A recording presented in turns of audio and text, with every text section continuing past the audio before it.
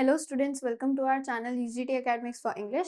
My name is Labdhi Bhatia and today we are here to solve section B of Gala paper 5. Video start करने से पहले मैं आपको बता दूं कि यहाँ पे सॉल्व किए गए हर आंसर आपको हमारे ऐप पे मिल जाएंगे और भी गाला पेपर्स के सॉल्यूशंस के लिए आप हमारे चैनल पे प्लेलिस्ट में विजिट कर सकते हैं। चलिए स्टार्ट करते हैं हमारा आज का पेपर। हमारा सेक्शन बी का फर्स्ट क्वेश्चन जो है वो पोएट्री में से रहने वाला है। फर्स्ट स्लाइड की पोएट्री पोएम में से एक या दो स्टैंजा आएंगे जिसके बिहाफ पे हमको क्वेश्चन आंसर्स लिखने रहेंगे। The trees inside are moving out into the forest that was empty all these days, where no bird could sit, no insect hide, and no sun bury its feet in shadow. The forest that was empty all these nights will be full of trees by morning. Trees poem जो women को compare कर रहा है indirectly, उसमें बता रहे हैं कि ट्रीज जो है अभी घर के अंदर कैद पड़े हैं, लेकिन वो फॉरेस्ट में बाहर जाने की कोशिश कर रहे हैं। फॉरेस्ट जो बहुत दिनों से एम्प्टी था, जहाँ पे कोई बर्ड सिट नहीं कर सकता था क्योंकि ऑफ कोर्स ब्रांचेस नहीं है, लीव्स नहीं है, कोई इंसेक्ट्स हाइड नहीं कर सकते थे। अच्छा, सन की फीट नहीं होती, लेकिन सनलाइट के जो रेज होते हैं पतले पतले, वो बोल रहे हैं कि ट्रीज के ट्रंक ब्रांचेस नहीं होंगे तो फिर सन की लाइट डायरेक्टली ग्राउंड पे आएगी, वैसे फीट की तरह नहीं आएगी। The forest that was empty all these nights will be full of trees by morning, और बोल रहे हैं कि सुबह तक में यहाँ पे बहुत सारे ट्रीज हो जाएंगे क्योंकि ट्रीज ट्राई कर रहे हैं। हमारा फर्स्ट क्वेश्चन है, what are the trees trying to do? तो ट्रीज क्या कर रहे हैं? फ्रीडम लेने की कोशिश कर रहे हैं। Trees are trying to move outside from the house into the forest for freedom and natural life. Why can't birds sit on their branches? Birds क्यों नहीं बैठ सकते? यहाँ पे लिखा है no bird could sit, no insect hide, तो birds इसलिए नहीं बैठ सकते क्योंकि branches और trunk नहीं है। Birds cannot sit on the branches because the forests are empty without trees. Trees ही नहीं है। What does not take place in an empty forest? Sun's rays does not take place in an empty forest. Insects cannot hide and birds cannot sit on trees on a land. Okay, with no trees on a land. कोई tree ही नहीं है land पे, तो birds भी नहीं बैठ सकते, insects छुप नहीं सकते, और sun की rays जो है वो नहीं आती हैं। Okay, हमारा next question है figures of speech. First is, if strolling forth a beast you view. अब ये कौन से पोएम का है? How to tell wild animals में से हमारे ऑप्शंस है एलिटरेशन, एंटिथेसिस, अपॉस्ट्रोफी और ऑल ऑफ दिस। अब अपॉस्ट्रोफी और एनास्ट्रोफ वैसे ब्रैकेट में लिखा है, आपकी बुक में मिसप्रिंट हुआ है अपॉस्ट्रोफी का, जबकि अपॉस्ट्रोफी का मतलब होता है किसी एब्सेंट या डेड पर्सन को कॉल करना। लेकिन if strolling fourth a beast you view, इसका करेक्ट आंसर जो रहेगा वो एनास्ट्रोफ रहेगा। एनास्ट्रोफ मतलब कोई भी एक सेंटेंस को इन्वर्जन कर देना, मतलब इधर उधर वर्ड्स को जंबल कर देना। अब ये कोई इंग्लिश का सेंटेंस नहीं होता है, इंग्लिश का प्रॉपर सेंटेंस रहता है if you view a beast while strolling forth, while strolling forth, इस चीज को लिखा है if strolling fourth a beast you view, तो पूरा सेंटेंस जो है वो जंबल कर दिया है। ये जो है हमारा एनास्ट्रोफ है। अपोस्ट्रोफी स्पेलिंग मिस्टेक है, कोई रीजन से मिसप्रिंट हुआ होगा बुक में। This is the correct answer. Our next question is, I pattern soft dust with my hushed bare feet. Hushed bare feet, feet को कैसे बोल रहे हैं? सॉफ्ट बिल्कुल भी नहीं, बिल्कुल रफ से। बेयर फीट, बेयर फीट मतलब जहां फुटवेयर नहीं पहने हैं, तो ये एक टाइप का एडजेक्टिव हुआ, इसलिए transferred epithets will be the correct answer. Our next question is, answer the following questions. ये 2 मार्क्स में आएगा जिसमें आपको 5 में से एनी 3 ऑप्ट करने हैं। सारे के सारे क्वेश्चंस जो है आपकी पोएट्री में से रहेंगे। Why is the youth in despair in the poem for Anne Gregory? Anne Gregory में से लिया गया है, पहले हम इंट्रोडक्शन लिखेंगे। For Anne Gregory is a poem about true love in inner beauty. The poem consists of an argument between Anne Gregory and one of her admirers. Admirers मतलब चाहने वाले। किस बारे में है argument? About most people who love someone on the basis of their appearance. उन लोगों पे है कि ज्यादातर लोग जो हैं वो किसी को भी अपने अपीयरेंस के बेसिस पे पसंद करते हैं। The youth is in despair. अब हमारा क्वेश्चन है यूथ डिस्पेयर में क्यों है? यूथ मतलब सारे यंग मैन, तो वो इसलिए डिस्पेयर में है because she wants young man to love her alone and not for her yellow hair. क्योंकि एन ग्रेगरी जो है वो चाहती है कि अगर तो कोई भी मुझे पसंद करा है तो मेरे येलो हेयर के लिए नहीं, मेरे पर्सनालिटी के बेसिस पे मुझे पसंद करें। The youth loves Anne Gregory for her beauty, लेकिन जो यंग पीपल हैं वो सबके सब उसको ब्यूटी के लिए पसंद करते हैं। And does not believe any one can love her for someone's character. और वो लोग तो ये थॉट ही बिलीव नहीं करते कि कैरेक्टर के बेसिस पे, इनर ब्यूटी के बेसिस पे किसी को पसंद किया जा सकता है। तो इस चीज के बेसिस पे वहां पे एक डिस्प्यूट हो रहा है, आर्ग्यूमेंट चल रही है पोएम में। Our next question is, how did Belinda's pets other than custard face the pirate. Custard कौन है इसमें?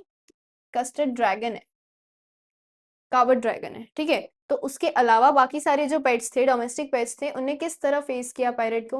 हम इंट्रोडक्शन लिखेंगे, this is a ballet poem depicting a young child's imagination, Belinda, Belinda's imaginative play, जिसमें वो अपने toy house में कुछ डोमेस्टिक टॉय एनिमल्स को लेकर के स्किट कर रही है, जिसमें उसने ड्रैगन को कावर्ड बताया और डोमेस्टिक एनिमल्स को बहुत ब्रेव बताया। लेकिन जब पायरेट अटैक करता है, एक टॉय पायरेट अटैक करता है उसके प्ले में, उसके घर पे, तो सारे डोमेस्टिक एनिमल्स और बेलिंडा डर जाते हैं और पायरेट जो हर वक्त डरा हुआ रहता है वो फ्रंट में आकर के नेचुरली फियर्स अपना डेंजरस लुक लेकर के आता है और पायरेट को फाइट करता है। Belinda and her pets who always used to boast about the bravery, boast मतलब खुद ही की तारीफ करना, किस चीज की?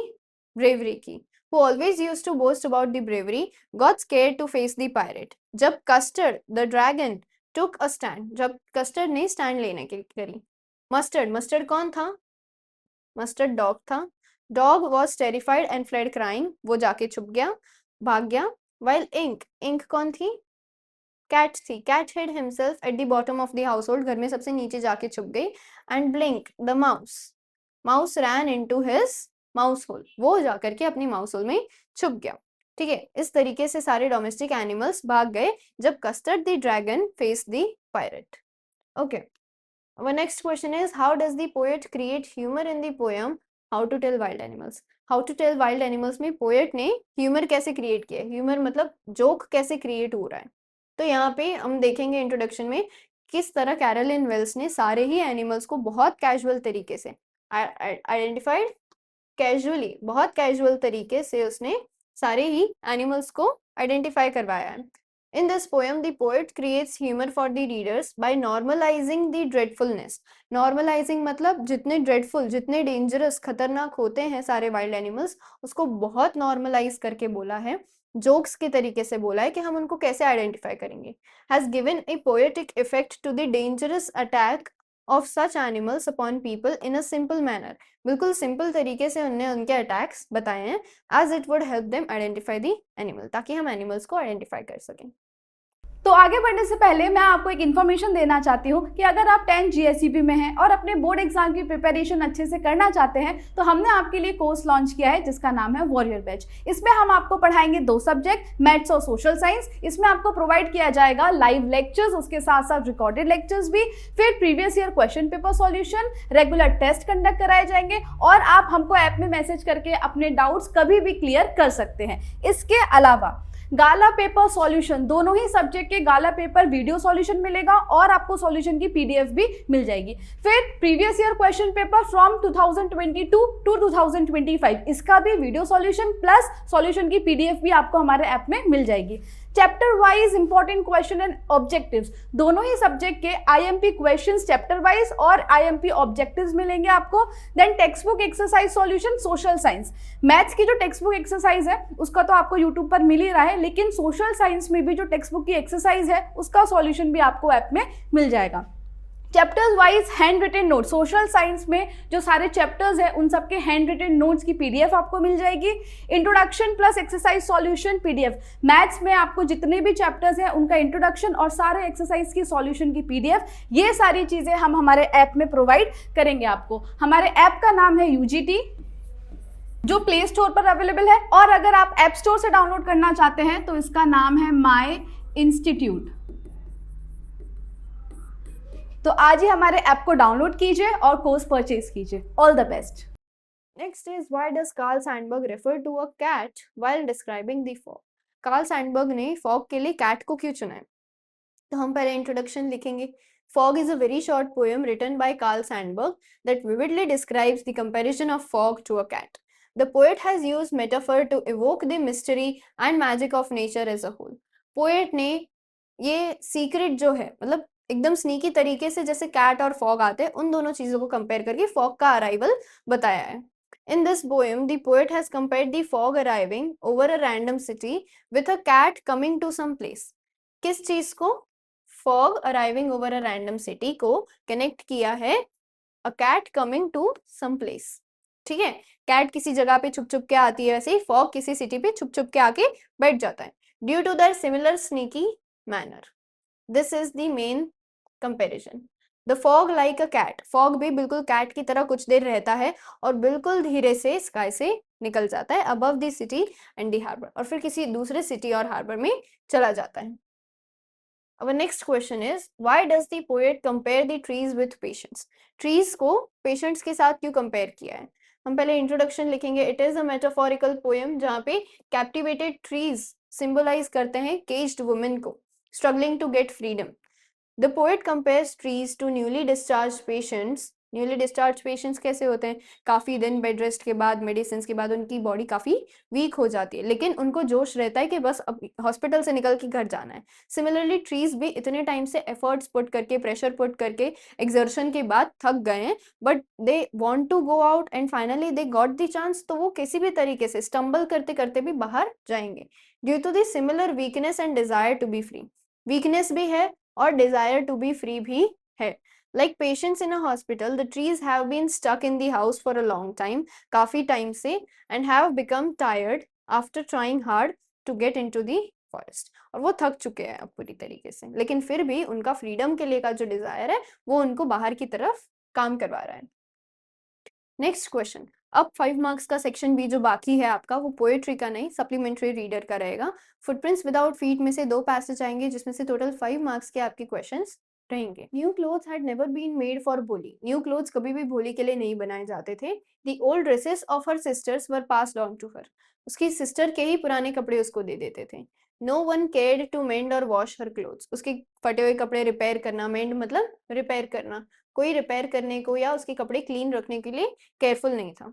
पर आज उसको she was very lucky to receive a clean dress. कौन सा क्लीन ड्रेस? जो बस बहुत सारे वॉशिंग्स के बाद श्रिंक हो गया था और चंपा ने इतना पहना भी नहीं था. She was even bath. उसको अच्छे से नहलाया गया, उसके हेयर्स में ऑयल डाला गया, into her dry and matted hair. अच्छे से कोम्ब किए उसके hairs. Only then did she begin to believe that she was being taken to a place better than her home. तब उसको ये लगने लगा कि मुझे घर पे तो इतना अच्छे से कभी भी नहीं रखते, अगर स्कूल जैसी कोई जगह पे ले जा रहे हैं तो शायद वो घर से बहुत ज्यादा अच्छी प्लेस होगी. Our first question is, what tells us that भोली was not cared for? हमको ऐसा क्या बताता है कि भोली का ध्यान नहीं रखा जाता था? तो उसकी क्लोथ्स कभी वॉश नहीं किए जाते थे या फिर रिपेयर नहीं किए जाते थे जब फट जाते थे. इससे हमको पता चलता है. भोली लकी कैसे हुई? What made भोली lucky? Because she received a clean dress. Receiving a clean dress made भोली lucky. और वो ड्रेस कैसा था? वो चंपा को काफी सारे वॉशिंग्स के बाद फिट नहीं हो रहा था, इसीलिए वो भोली को दे दिया था. However, भोली's matted hair clean. भोली के matted hair clean कैसे रहे? तो उसके हेयर्स में ऑयल लगाया गया था और अच्छे से कोम्ब किया गया था. जब उसको ये बिलीव हुआ कि अच्छे से तैयार करके मुझे कहीं ले जा रहे हैं, मतलब school will be a nice place. Our next passage is from A Question of Trust.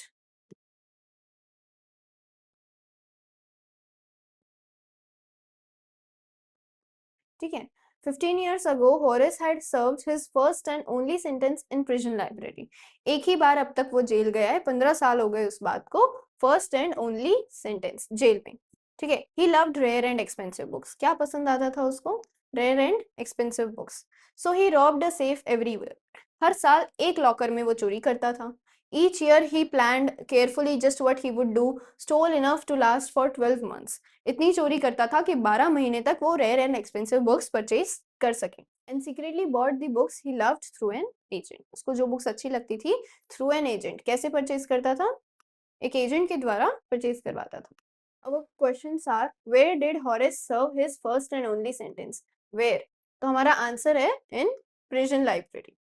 What did Horace love? तो उसका आंसर है Horace loved rare and expensive books. आपको ये आंसर्स जो है वो यहाँ पे मिल जाएगी. एक प्रिजन लाइब्रेरी में and he loved rare and expensive books. इसी के साथ हमारा सेक्शन बी जो है वो खत्म होता है. 16 मार्क्स बहुत इजीली हम स्कोर कर सकते हैं अगर हमने सही से प्रैक्टिस करी है तो. All the best for your board exams.